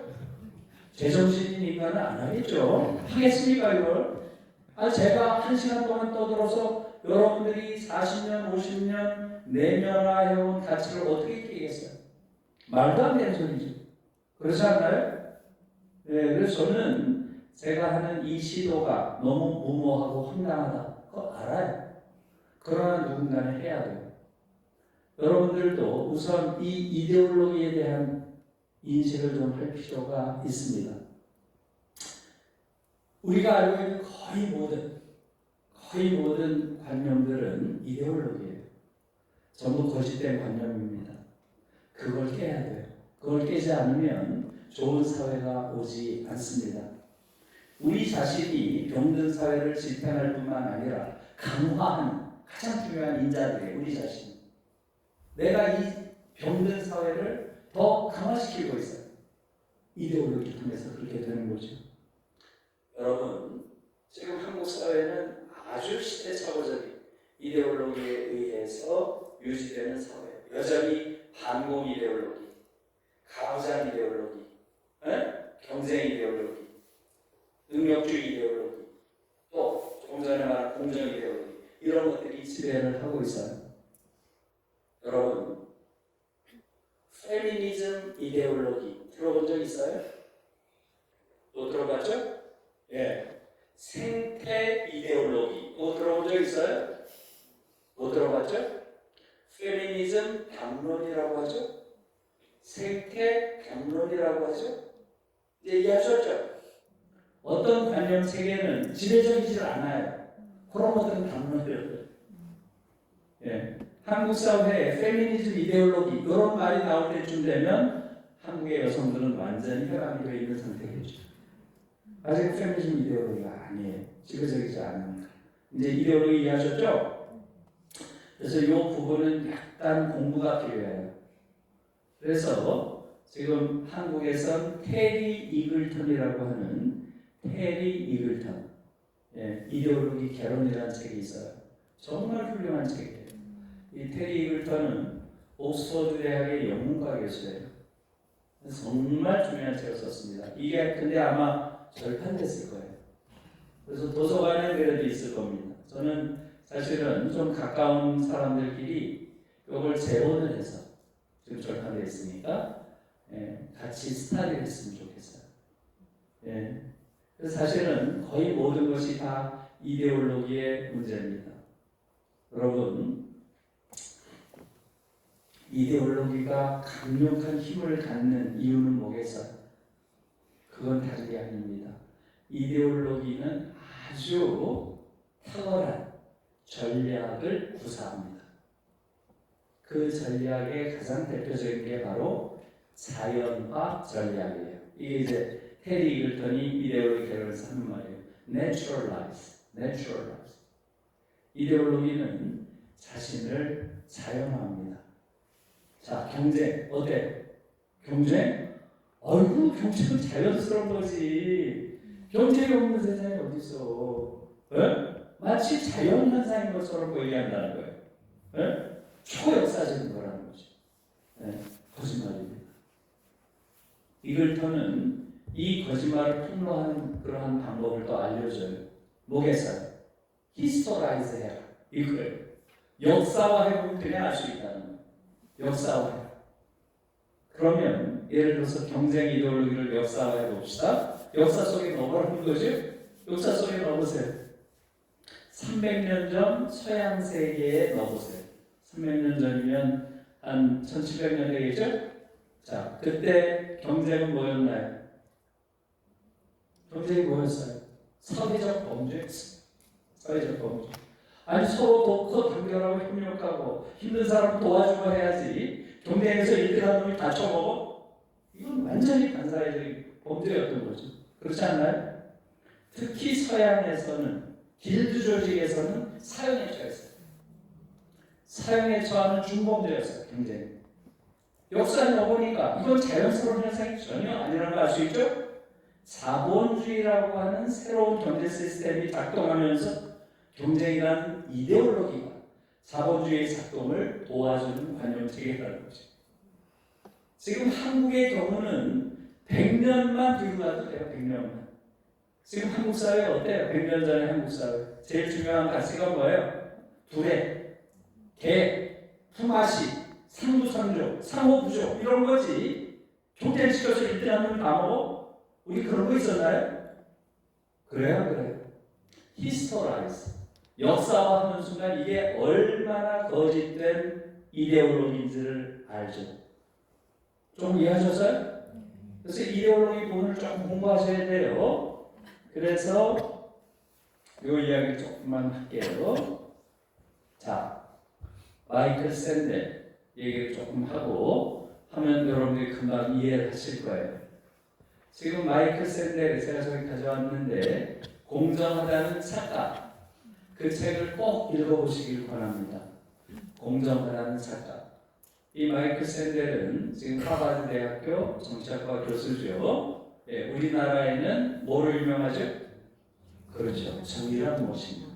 정의란 무엇인가. 이 책이 한국에서 엄청 많이 읽혔고요. 요번에 많이 읽힌 게 공정하다는 착각이에요. 한국말은 그렇게 번역이 됐는데 아주 좋은 책입니다. 여러분들이 꼭 읽어보시길 권합니다. 이 책은 원래 제목은 저거예요. The Tyranny of Merit입니다. 그러니까 제목을 너무나 엉터리로 의역을 했다는 얘기죠. 한국에서. 네. 메리트가 장점이죠. 또는 능력 이런 뜻이고요. 타이러니라고 하는 건 타이런트 하면 폭군이죠. 폭군. 타이러니 하면 폭군의 정치. 폭정이 되겠죠. 그러니까 서양에서는 타이런트 하면 제일 먼저 떠올리는 게 네로죠. 네로. 로마 시대 폭군이죠. 그래서 타이러니 하면 폭정이에요. 직역을 하면 어떻게 되겠어요? 능력의 폭정 이런 뜻이죠. 어때요? 좀 어렵죠? 바로 이렇게 뭐가 떠오르지 않죠? 그래서 제가 번역을 한다면 이렇게 하겠어요. 능력주의는 폭군이다. 너무 쉽죠? 능력주의가 미국 사회를 다 때려부신 폭군이라는 거예요. 무서운 말이에요. 네? 무서운 말이에요. 우리는 능력주의를 어떻게 생각해요? 능력주의 좋다고 생각하잖아요. 능력주의가 뭐예요? 능력과 노력에 따라서 부와 권력이 보상받는 이러한 세계가 능력주의 아닌가요? 얼마나 좋은 거예요? 특권이나 신분이 아니라 개인이 가지는 능력과 노력에 따라서 부와 권력이 분배받는 거니까 좋은 거잖아요. 그렇죠? 여러분 다 그렇게 생각하잖아요. 능력주의라는 게 좋은 측면이 당연히 있어요. 그런데 바로 그렇기 때문에 강력한 이데올로기인 거죠. 이것이 가져온 사회적 효과들, 그게 파멸적이라는 거예요. 거기에 대한 성찰은 대부분 못하고 있어요. 그래서 이런 제목을 쓴 거예요. 능력주의 폭군이다. 지금 미국 사회 개판이죠? 거의 야만 사회에 가깝죠. 트럼프로 대표되는. 어떻게 미국 사회가 이렇게까지 야만적인 사회가 됐을까? 미국 사회 가치를 다 때려부신 게 뭘까? 그것에 대한 답이 바로 메리토크라시, 메리트, 능력주의. 그게 이 책의 핵심이에요. 놀라운 책이에요. 우리는 능력주의 하면 더 좋은 걸 생각하는데 능력주의가 미국 사회를 다 때려부신 폭군이다. 이런 책을 쓴 거니까 이 책은 어때요? 제목 자체가 무지무지하게 도발적인 제목이죠? 그렇지 않나요? 능력주의가 폭군이라니 이건 우리가 잘 생각하지 못한 영역이잖아요. 그런 도발적인 제목을 한국 출판사에서 공정하다는 착각 이런 매갈이 없는 이런 제목으로 진 거예요. 제가 샌델이고 화냈을 거예요.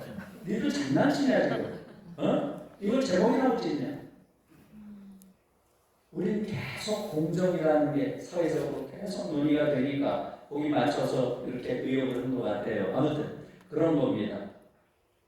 여러분 왜 능력주의가 폭군이라는 걸까요? 우리는 이해가 잘 안 가죠? 능력주의가 나쁜 게 아닌데 왜 폭군이라고 할까? 지금 그것을 샌델이 분석을 하고 있습니다. 지금 샌델의 이 책은 트럼프 현상에 대한 분석서예요. 여러분들도 놀랬죠? 지금도 매일 놀라고 있죠? 어떻게 미국 사회가 저런 인간이 대통령이 될 수가 있는가? 미국 사회가 후져도 이렇게 후질 수가 있는가? 그렇죠? 트럼프 1기 때 쓴 책이에요, 이 책. 트럼프 1기 때. 트럼프 1기가 끝나면서 어떻게 돼요? 끝나면서 트럼프 지지자들이 바이든한테 졌을 때, 미국 의회를 공격했죠? 가서 그냥 난동을 부리고 총까지 쏘고 여러분 다 보셨죠? 그걸 보고 여러분들도 충격받았죠? 야, 미국 민주주의가 이거밖에 안 돼? 그랬죠? 여러분들보다 더 충격받은 게 누구겠어요? 마이클 샌델이에요. 이 사람은 하버드 대학의 정치학과 교수잖아요. 도저히 이해가 안 되는 거예요. 근데 이해가 안 된다고 가만히 그냥 앉아있을 수는 없죠? 우리한테 설명을 해줘야지. 야, 미국이 어떻게 이런 야만 사회가 됐어? 거기에 대한 설명을 해줘야 될 거 아니에요. 그래서 쓴 책이에요, 이 책. 제목에 나와 있죠. 능력주의 경쟁교육이 미국 사회를 완전히 파괴한 분이야. 이 얘기예요. 제목에 나타나는 능력주의 경쟁교육이 미국 사회를 이렇게 만들었다는 거예요. 그걸 제가 짧게 설명을 해볼게요. 짧게 하기는 어렵지만 휴브리스 앤 휴밀리티라는 개념이 제일 중요한 개념이에요. 이 책에서. 휴브리스라는 말이 좀 어렵죠. 여러분들이 에로건스 하면 이해를 할 거예요. 오만한 거죠. 그런데 샌델은 오만하다는 표현은 너무 약하다고 봐서 그래서 휴브리스라고 하는 일반적으로 잘 쓰지 않는 표현을 쓰고 있는데요. 이것은 정신병 수준의 오만함이에요.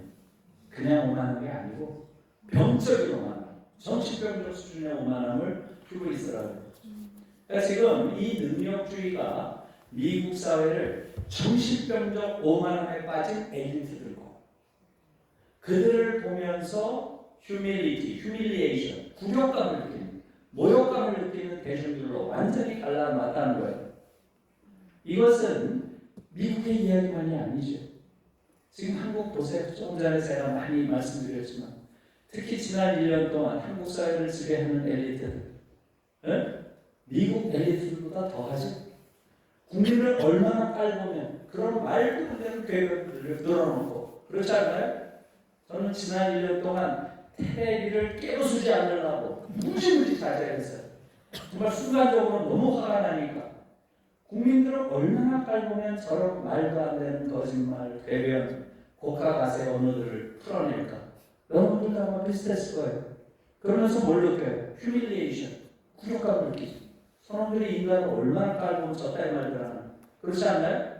능력주의라고 하는 게 엘리트들을 끝없이 정신병적 오만함으로 무장시키고 그들을 바라보는 대중들은 그들을 보면서 굴욕을 느낀다. 그래요? 안 그래요? 100% 이해가 가죠? 그 얘기를 하고 있는 거예요.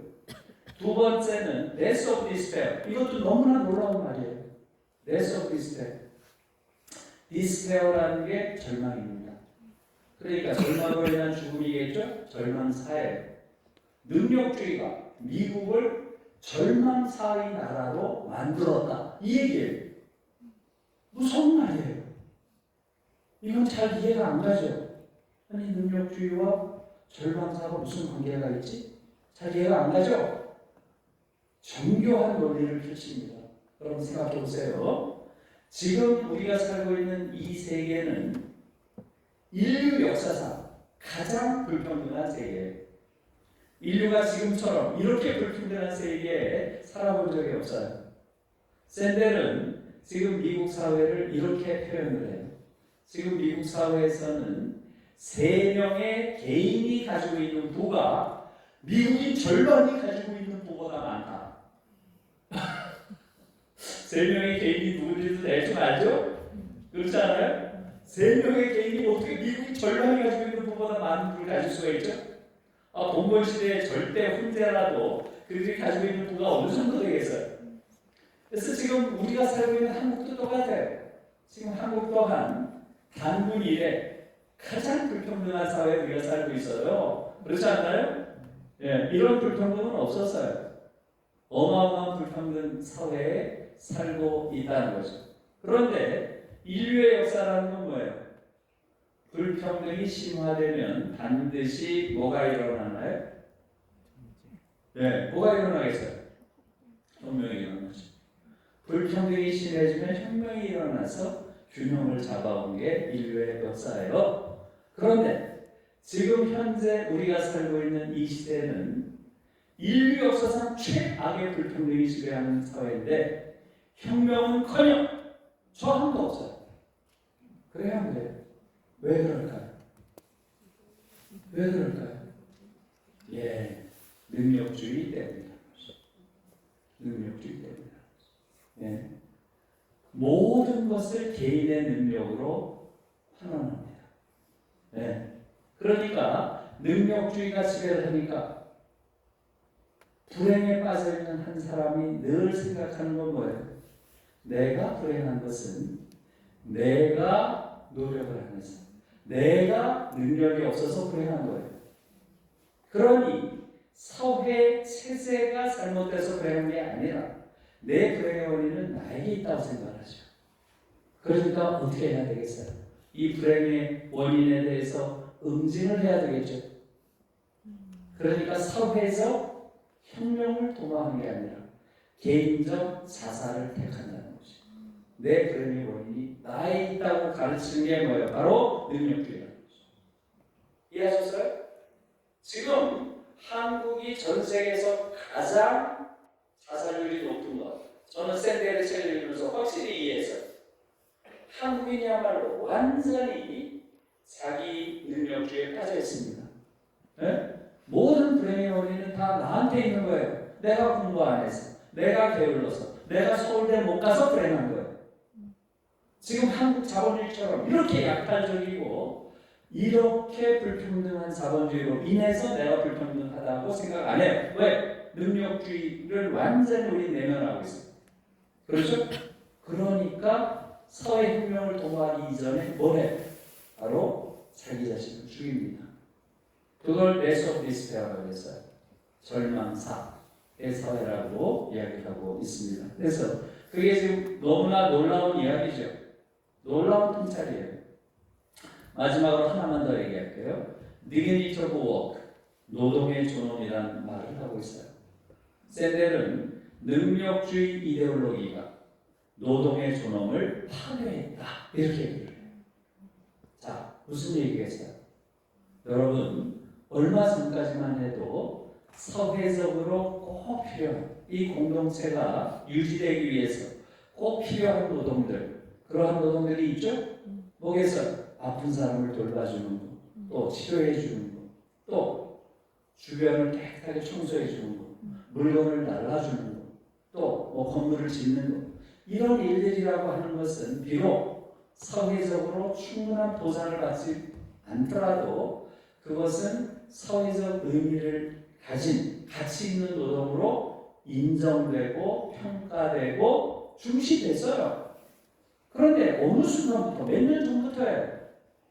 그러한 일들이 인정되고 평가되고 존중되기는커녕 능력이 없으니까 저희를 하지 라고 오히려 사회적 폄하, 무시와 모욕의 대상이 되어버렸어요. 그렇지 않나요? 우리 사회도 그렇잖아요. 능력이 없으니까 저희를 하는 거지. 이런 식의 분위기로 바뀌었다는 거죠. 이러한 상황을 샌델 교수는 능력주의가 노동의 존엄을 파괴했다. 이렇게 표현해요. 놀라운 통찰이에요. 제가 좀 놀랐어요. 이번에 이 책을 보면서 한국 사회, 미국보다 더 하죠, 사실. 이런 것들이 능력주의 이면에 있는 폐해라는 거죠. 다시 정리를 할게요. 능력주의는 첫째, 한 사회를 오만방자한 엘리트와 그들을 보면서 굴욕감을 느끼는 대중들로 완전히 갈라놓는다.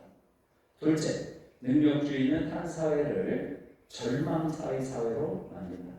셋째, 능력주의는 노동의 존엄을 파괴한다. 이게 샌델의 분석이에요. 놀라운 분석이에요. 한국 사회 그대로 적용이 됩니다. 이제 이데올로기를 이해하셨죠? 그러니까 우리가 빠져있는 이 이데올로기로 인해서 이런 병든 지대가 지속되는 거죠. 여기에 대한 성찰이 지금 필요한 것이다 이렇게 말씀드리고요. 이제 골라오신 거 보니까 그만해라 이런 얘기네요.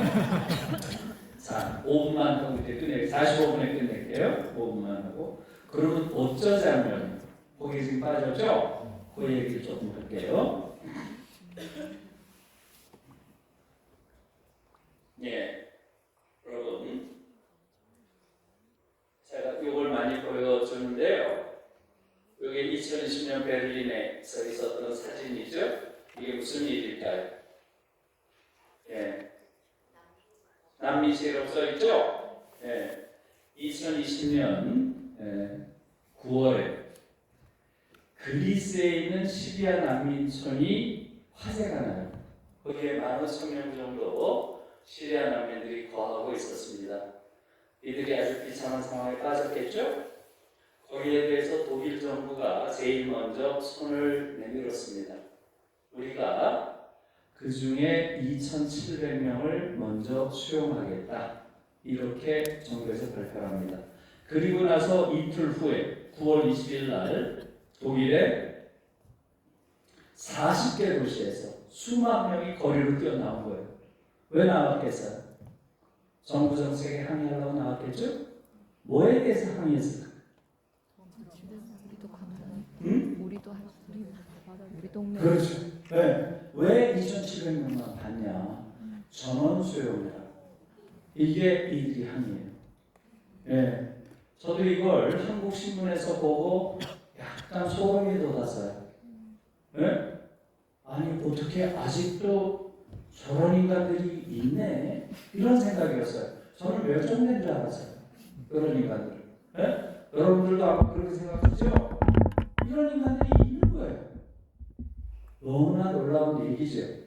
그래서 여기 나온 게 그런 거예요. 라고 에바쿠이에 수용소를 다 비워라.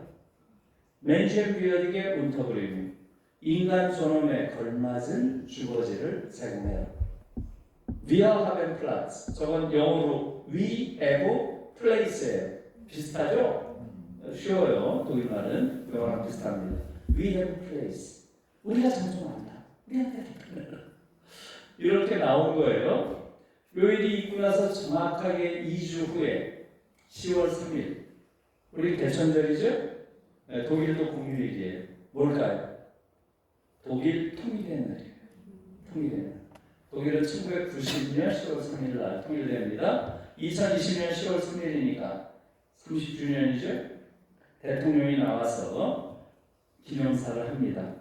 거기서 대통령이 아주 이상한 이야기를 해요. 이렇게 얘기합니다. 우리는 지금 역사상 존재했던 모든 독일 국가 중에서 최고의 독일에 살고 있다. 이렇게 얘기를 해요.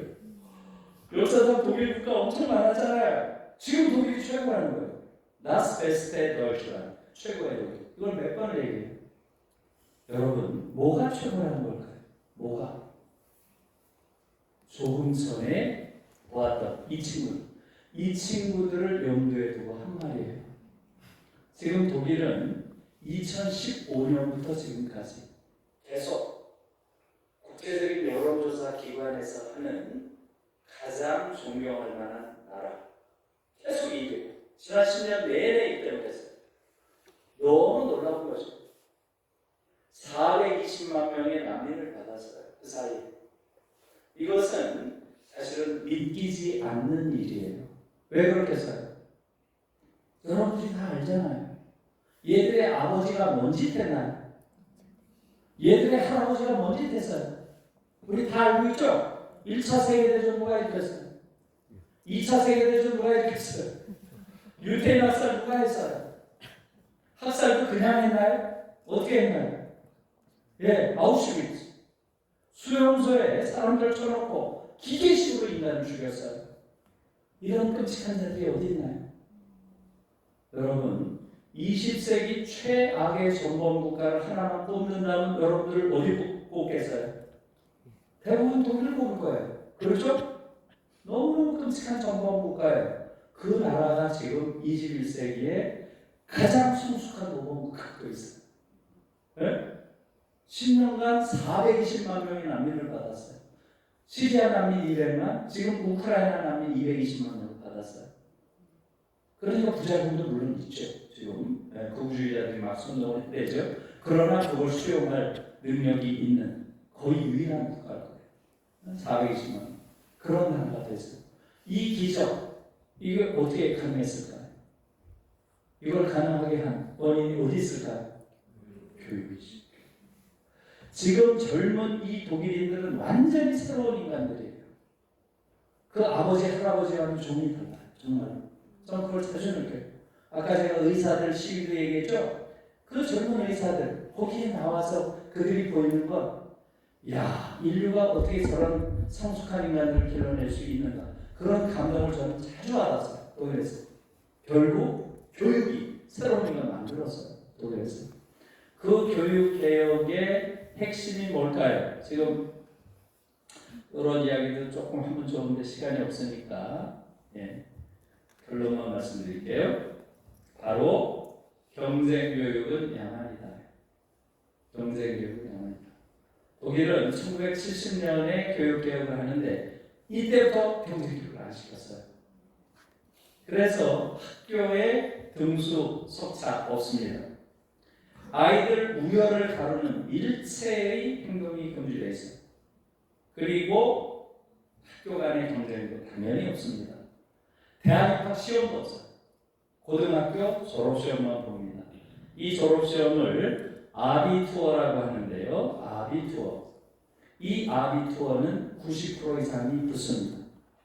그리고 이 아비투어에 붙으면 세 가지 권리가 생깁니다. 첫째, 원하는 대학에 갈 수 있다. 둘째, 원하는 학과에 갈 수 있다. 셋째, 원하는 때에 갈 수 있다. 때까지 원했어요. 10년을 가도 돼. 20년을 가도 돼. 우리로서 상상할 수 없는 거죠. 다시 말하면 고등교육 기관을 완전히 개방하는 거예요. 원하는 학과, 원하는 대학, 원하는 때까지 다 열어놨어요. 우리로서는 상상할 수 없는 거죠. 이게 지금 1970년에 시작했으니까 몇 년 됐나요? 55년이 됐네요. 그죠? 55년, 56년 됐죠? 자, 여러분들이 한번 교육학적 상상의 나래를 펼쳐보세요. 인간들을 경쟁을 안 시키면 어떤 인간이 될 것 같아요? 어떤 인간이 될 것 같아요? 게으른 인간. 게으름도 잘 생각해야 돼요. 게으름이야말로 가장 창조의 어머니일 수가 있어요. 거의 모든 창조는 게으름 속에서 나오죠. 아마 여러분들도 자기 유년기를 돌아보면 내 창조의 시간은 거의 게으른 시간이 아니었나? 아무튼 50년 동안 경쟁을 안 시키니까 지구상에서 가장 성숙한 시민들의 나라가 된 거예요. 저는 거기에 대해서는 완전히 확신을 합니다. 어떻게 이런 인간을 길렀을까? 다시 말하면 제가 독일에서 살면서 단 한 명도 열등감을 가진 사람 본 적이 없어요. 믿어지세요? 어떻게 열등감을 가진 인간이 없는 사회가 가능하죠? 독일 아이들은 다 모든 걸 할 수 있는 가능성이 자기 앞에 있기 때문에 못한 게 아니에요. 안 한 거지. 무슨 말인지 아시겠어요? 나는 이걸 못했다 이런 아이들이 없어요. 안 한 거예요. 아이고 저건 너무 골치 아파. 저걸 왜 하니? 이런 거지. 내가 못해서 안 한 게 아니에요. 이해하셨죠? 그러니까 열등감을 가진 사람을 보기가 어려운 거죠. 이게 우리와 너무 큰 차이예요. 여러분, 제가 65년을 한국에서 살았는데 그 중간에 독일에 8년 있었지만 저는 한국 사회에서 열등감이 없는 사람을 본 적이 없어요. 여러분들 혹시 본 적 있나요? 열등감 없는 사람? 있으면 좀 얘기해 주세요. 모든 한국인이 열등감을 가지고 있어요. 여러분, 한국 사회에서 잘 나간다고 하는 자들, 그들 열등감 없는 것 같죠? 그들이 더 심해요. 저도 지금 판검사한 친구들이 많아요. 이 친구들은 어떤가요? 2차까지는 그런 말 안 해요. 대체로 한 3차 정도 가면 그때 이제 본심이 나오죠. 누리야, 내가 실력이 없어서 지금 제주지검에 있는 거 아니야. 너 알지? 내가 실력이 없어서 서울지검 못 가는 거 아니야. 넌 이해하지? 꼭 그 얘기해요. 아니 제주지검에 있으면 안 되나요? 어? 항상 자기 위에 뭐가 있어요. 한국인들은. 자기 밑에 뭐가 있고. 대학 교수들도 마찬가지예요. 교수들도 한 3차 가면 야 내가 실력이 없어서 서울대 못 간 거 아니야. 중대에 있는 게 내 실력 없는 거 아니야. 이렇게 얘기해. 그 얘기는 뭐예요? 아, 중대에 있으면 안 되나요? 모든 한국인들이 위계적 질서 속에서 자기를 배치를 해요. 몇 등이라고. 그렇지 않나요? 학교에서부터 12년 동안 그렇게 배운 거죠. 독일은 아예 이게 없으니까 모든 사람들이 당당한 거예요. 성숙하고. 이게 우리와 너무나 다른 거죠. 여러분, 아까 샌델 교수가 뭐라 그랬어요? 엘리트들의 휴브리스, 아주 정신병적 오만, 이게 지금 미국 사회를 망치고 있다고 했죠? 여러분, 제가 그 글을 읽으면서 처음으로 독일 사회에서 내가 8년 있으면서 오만한 엘리트를 본 적이 있는가? 그 생각 처음 했어요. 샌델 읽으면서. 있었겠어요? 없었겠어요? 제가 정말 많은 사람들 만났죠. 거기서 아이들 가르치는 선생님들, 또 대학에서 가르치는 대학 선생, 또 의사들, 변호사들 많이 만났어요. 그 중에 오만한 자를 제가 본 적이 있을까요? 없을까요? 샌들 때문에 생각을 해보니까 한 명도 떠오르는 사람이 없어. 한 명. 너무 신기하지 않아요? 그래서 제가 제 처한테도 물어봤어요. 제 저도 거기서 같이 공부를 했으니까 당신은 혹시 오만한 엘리트 떠오르는 사람이 있냐 했더니 제 저도 한참 생각하더니 없대.